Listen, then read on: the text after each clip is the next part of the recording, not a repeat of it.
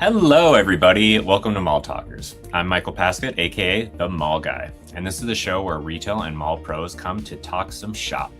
In 30 minutes or less, I'm bringing you conversations from the strategists, the operators, and innovators driving the evolution of malls today. You'll leave with tactics, stories, and trends shaping what malls were, where malls have been, and what they are becoming. So pull up a chair, grab a coffee, and let's talk some malls, baby. So today, my special guest, Kevin Korpi, he's the Global Marketing Manager from unerry, and today's topic is understanding retail spaces, how to gain intelligence with trusted location data. Kevin, welcome. Hey, Michael. Thanks for having me. Great to be here on the show with you. Of course. How are you doing? I know you're in Japan, in Tokyo, I believe. How's things going over there? Yeah. It's AM time over here in Tokyo, so PM time over there on the East Coast for you. And As you can tell. spring has started, and all is going well. Have the cherry blossoms, this is totally off topic, but cherry blossoms started by chance? They've already passed here. Yeah. It's end of March. I knew it. Next time I'll come visit you. We'll do this live. Cherry blossom background. Perfecto. Cool. So can you tell me a little bit about yourself, what you do, unerry in general, and then we'll dive into some questions. Sure. So I work on the global marketing team at unerry, and what I particularly work towards is helping to expand our services outside of our home market, that is Japan. So unerry is a Japan-founded data analytics company. In particular, we focus on a lot of the retail sector. So providing things like foot traffic analysis in web dashboards, weekly, quarterly reports, providing metrics of real world customer visitations to help the managers or the store owners better understand their customer base. Because there's a lot of data in the digital world, certainly on the web and mobile phones, iPhone and Android, but there's not enough data in the offline world where a lot of shoppers are still, consuming and buying things on a daily, weekly, monthly basis. So that's what we try to provide. You can kind of capture the understanding of our service as like Google Analytics for the offline shopper. Cool. If you're familiar with Google Analytics. So Definitely. that's a quick overview from me. Brilliant. Let's dig into it. So mall operators, they're obviously spending millions on anchor tenants, layouts, promotions, but they don't actually fully know like how people are interacting with the space, how they're moving. It's kind of like a wind in the air to see what things are going on. From what you've seen, how bad is the blind spot, and what's the moment a venue owner realizes they've been flying without instruments? Mm-hmm. Yeah, that's a great question. So store owners do spend a lot of time in kind of the look and feel of things, the presentation, and that's great. That's very important, of course. But what a lot of the times, if they're not capturing enough data from their customers, if they're not tracking metrics of how the new product layout is doing, as far as people, visiting the new layout spot and either buying things or at least looking at the display and saying, considering purchasing it, then they're missing out. So, kind of for starters, what we see is that sort of to touch back on the digital side of things, there's a lot of data in terms of tracking click-throughs on emails, click-through on banner ads, but there's not enough data on your real world product displays, right? So through our services, that's what we try to assist in, to provide better insights, better metrics for understanding their customers, and did that display that they set up actually attract enough customers? Is the location inside the store the right location? Is there maybe another corner that is attracting more customers throughout their store layout? That might be a better positioning. And through our data analysis, that's what we provide services. Very cool. And so now I've obviously talk with you guys many times. I've heard rumblings about a platform for beacons, which in general, it sounds intimidating, sounds technical to, a layman. I want nothing to do with that. But it really isn't. Can you tell me a little bit about that, what they are, and like what it helps to accomplish? Certainly. So to take a step back on beacons. So if you're Hmm. not familiar, what a beacon is just this little Bluetooth device. It can be USB powered, can be plugged into a power outlet. And what it does is it emits a Bluetooth signal. So you can kind of think of it like, your Bluetooth headphones, except for monitoring people coming in and looking at their smartphones, essentially. So when an iPhone or an Android comes into the signal radius within the circle of the Bluetooth beacon, it recognizes the customer has visited to that area. So you're able to better recognize the number of customers and also which customers have visited to the locations. Now, beacons are not a new thing. They've been around for more than 10 years.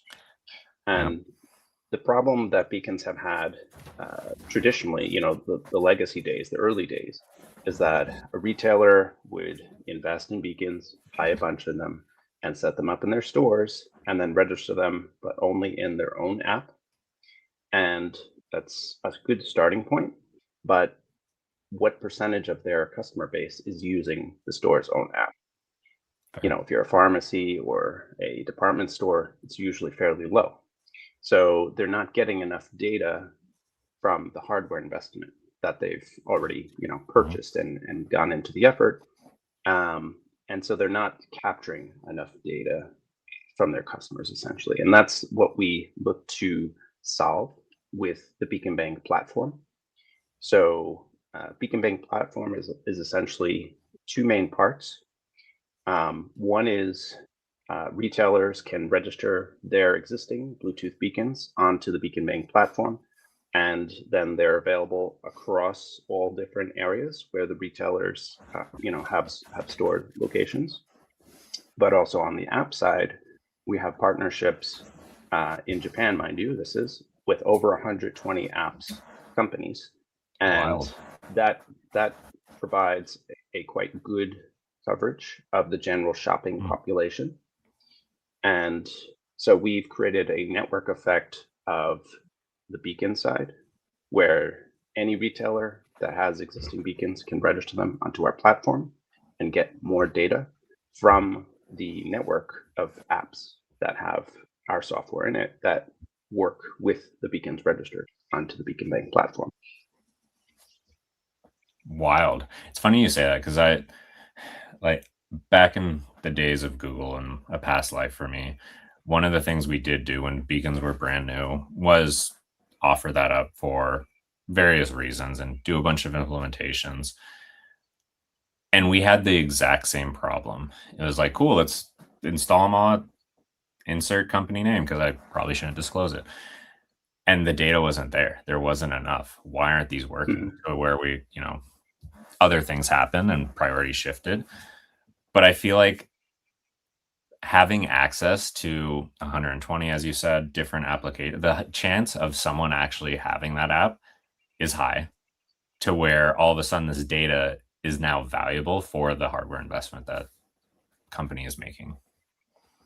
Right, right, exactly. So the retailer doesn't have to rely only on their own user base. Yep. Essentially, it provides a network of apps working with our platform and aggregating this big data and being able to recognize more accurately the trends. Really, that's what we're looking to understand. What is the trends? So Mhm. of course we're not getting 100%. That's never going to happen. There is no 100% unless you're maybe using cameras, for example. But then things like privacy questions come into play, and I think that may be another topic that we touch on. You're just setting up a layout for me because that was exactly what I was going to talk about. Like typically beacons in all my conversations, whether they do them, whether they don't, whether they have a mobile app, whether they don't, privacy and personal data, it's a sensitive topic, especially all throughout the world. GDPR, like every country, it's becoming a thing. and they don't always, like, the visitors don't always know what's being collected. Venue owners get nervous about getting it wrong because there are some severe implications depending on the country. How do you help your clients like build a data practice? Because that's really what it is. How do you make sure that they are ready and set up for success so that way the visitors are trusting, are okay with disclosing whatever information? Hmm. Yeah, and we get that question a lot. So to touch on that, on the customer side, let's say the customer has an iPhone or an Android phone, uses one of the apps with our software in it. Within every app, we make sure that it is clear within their terms of service, and they have the opt-in permission from Mhm. each customer, from each end user. So can your location be collected for the purposes of analytics and advertising? If the consumer says no, then no data is collected. So we ensure that we have that opt-in trust and that opt-in permission from every smartphone, every customer that comes through the door. So without that, if you're using a camera, for example, there's no opt-in. Mhm. It's just You're part we're of it. collecting information. And there's things like, well, what are you doing with the images? That question comes up as well with the Mhm. cameras. So with the use of the beacons and software, and on the retail side with the beacon owners, we've done some interesting, the way that we control the data between the retailers is also very carefully controlled.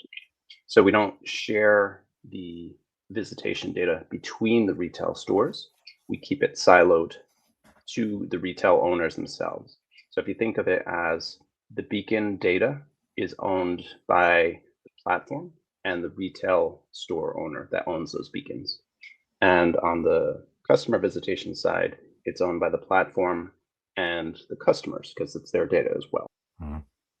and the apps. So we segment the data in terms of the visitations and the beacon data in this way. Clever. Very, very clever. And with beacons and Wi-Fi cameras, LiDAR, like all these different options, it feels like you need all of it to like really get a full picture. And in previous chats on the Mall Talkers, I even had a guest who spoke about kiosks as a sensor, like the totems, digital signage, interactive displays, mainly because they collect data. They are in store at the venue. People are interacting with them. So, in essence, you know that someone in this location has intent to do X, Y, and Z based on that because of the totem. Is there a combination that makes sense for most venues or in every deployment? Or is it just like a puzzle that you kind of have to guess on? Mhm. Yeah, so I would say it depends on what the goals for the Oh, retail fair. store or the manager are. If they're looking for pure 100% metrics, if they just want to count the number of customers, something as simple as the door sensor when they're walking through the door can be Mhm. enough.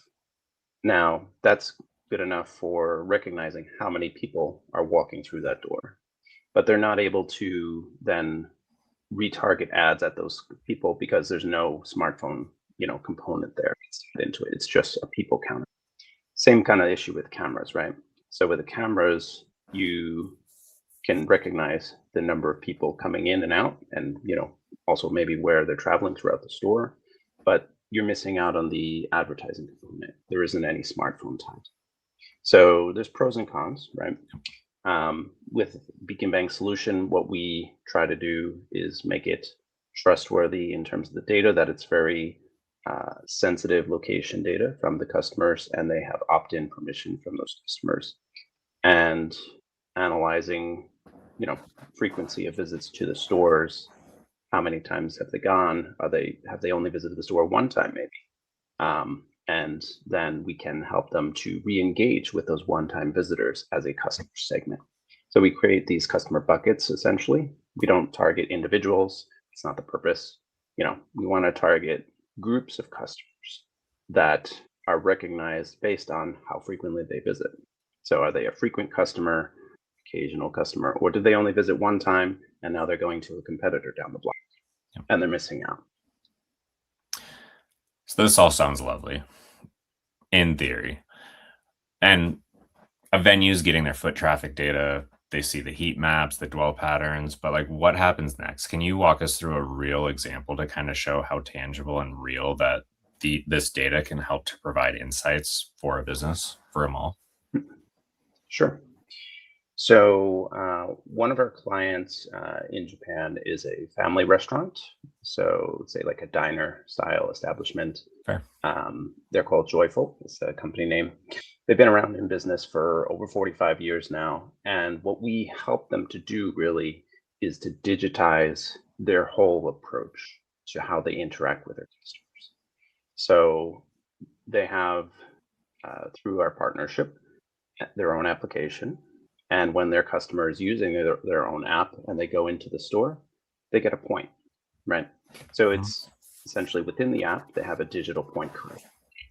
Now, when they go to the store 6 times, they unlock a coupon and they get a free Joyful Cafe. And what that basically means is that that customer can get unlimited coffee and tea and soda during their meal.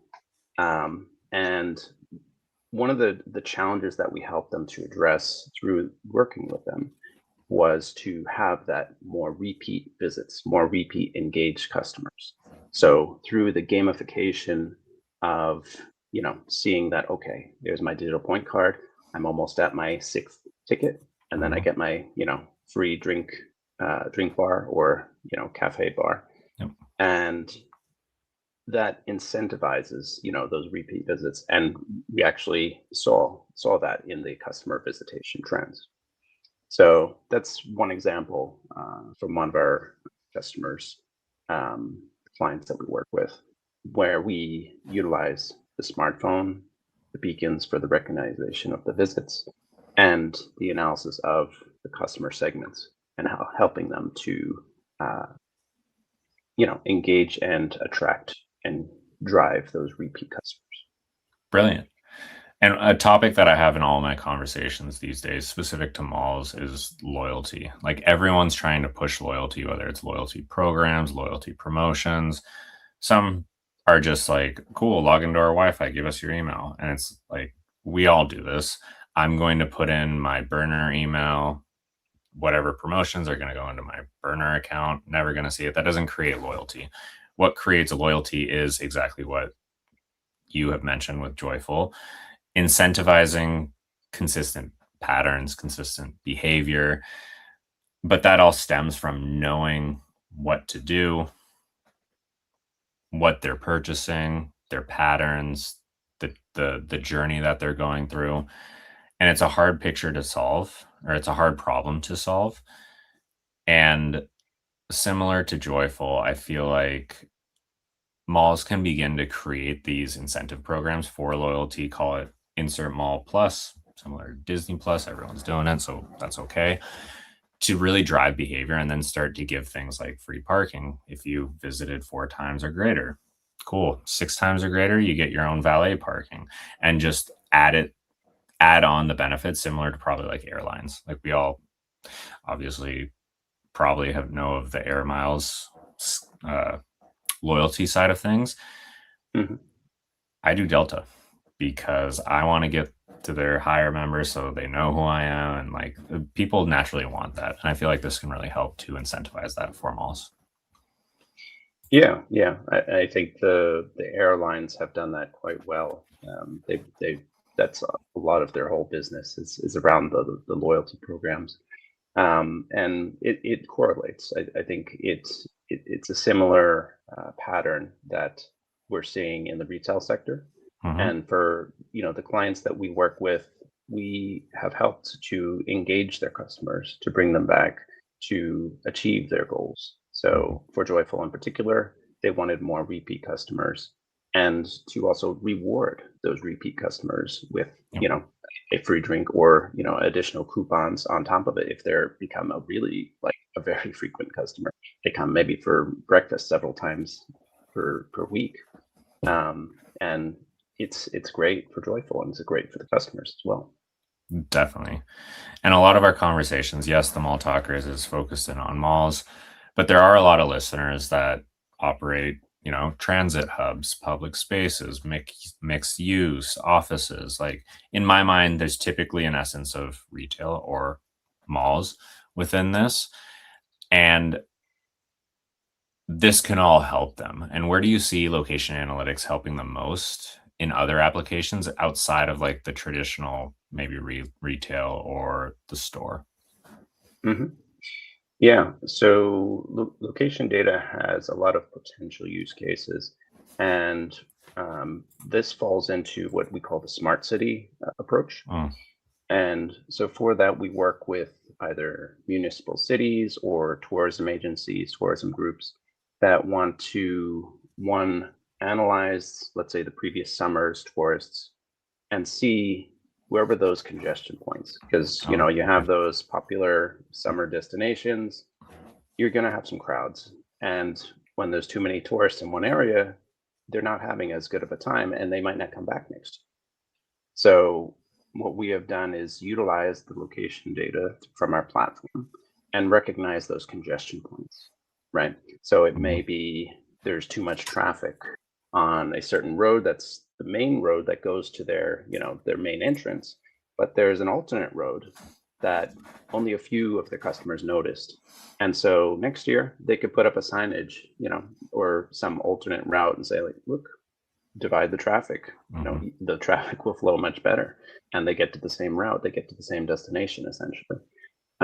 So those congestion points is another useful way of analyzing location data. I think same can be applied for the malls, right? Definitely Yeah. so. So yeah, congestion is one thing. Um, Parking lots is another Mm, great case. So, for some malls, you'll have one giant parking lot building where they're mm, all based. And if they only have GPS, they're not able to recognize which floor of the parking structure is the car parked on. But if they had beacons, established set on each floor, they could better recognize which floor is being fully utilized of the parkings, the parking lot. Um, Other malls are set up kind of more centrally, and then they're surrounded by parking all around the building. the You see that a fortress. lot Yeah, fortress in mall. North America. And, for that, the same thing applies. So you'll have some areas of the parking lot that are more popular, more trendy, more, readily used, and may become full. But then there's this other side of the building that's less utilized. And Mhm. like, look, just analyze, look at the trends and say, okay, there's this available parking. It's already there. It's not being utilized enough. What can we do to help the customers utilize this? Do we need to maybe add another entrance way? Like it's just there wasn't a door there that could be put there, and then that would improve the traffic flow of the customers. Just as an example. Very nice. I like it. The parking is always a topic of a lot of my conversations, mainly on the loyalty side of things, but Mhm. also, and we've seen it, everyone parks like our local mall. There's a main street, you got to curl in. Guess what parking lot is the most packed? And if you just like scoot around to the back, which is by the Indigo, just blue sky dreaming, wide open. But no one does that. Everyone's just circling Right. around for that right off the ramp parking when you can spend 2 minutes, maybe three, if there's a stop sign and you're second in line to get to the far back. Okay. So I'll touch on another data point that's also of interest for the tourism, but also the malls in general, is the distance, right? So how far away is the customer Oh, from their home or from their workplace? How far did the customer drive, or maybe take a train, maybe take a bus to get to the shopping mall? So that's another useful data point that some of our clients utilize. And it's, approximate areas of where the customers are coming from, which parts of town are they living, or which parts of towns are their workplaces. And for a retailer, some of them utilize, billboard signages, right? And they have put up signages and they want to attract new customers, let's say, as their goal. So through analyzing the customer's home and workplace, they can see which area should we put the new billboard, right? They Oh, can clever. see, up to the northeast, there's a pocket of, a suburban area that has very few customers. And, just put a billboard up there and try to make them aware, like, hey, there's these stores that are available. There's a brand new, shopping mall. Make the customer aware that you're there. That's like, a first step. And being able to recognize that this is a group of potential customers that are not yet visiting to your establishment. Brilliant. Serving an underutilized market by just letting them know, and it's all based on the data, the analytics, just like understanding the consumers better. I love it. Well, I will say thank you for taking the time. It's been immensely knowledgeable. Very much so appreciate it. Are there any parting words you would like to tell the listeners? Sure. I can lead with our website. Unerry.co.jp is our company website. It is pretty much all in Japanese. So if you don't speak Japanese, it might be a little bit difficult. So if you're not a Japanese reader as it is, follow me on LinkedIn, connect with me there. Happy to chat more about services, retail analytics, advertising, anything that you're looking to do and want to find more about. Happy to connect on LinkedIn. Yep. Kevin's not a scary guy. Super nice, super responsive. He might even show you a cool Tokyo spot to go during your next trip. Who knows? Sure. Cool. Well, thank you again. I appreciate the time. And to the Mall Talkers, thank you as always. See you next time. Bye. Thank you, Michael.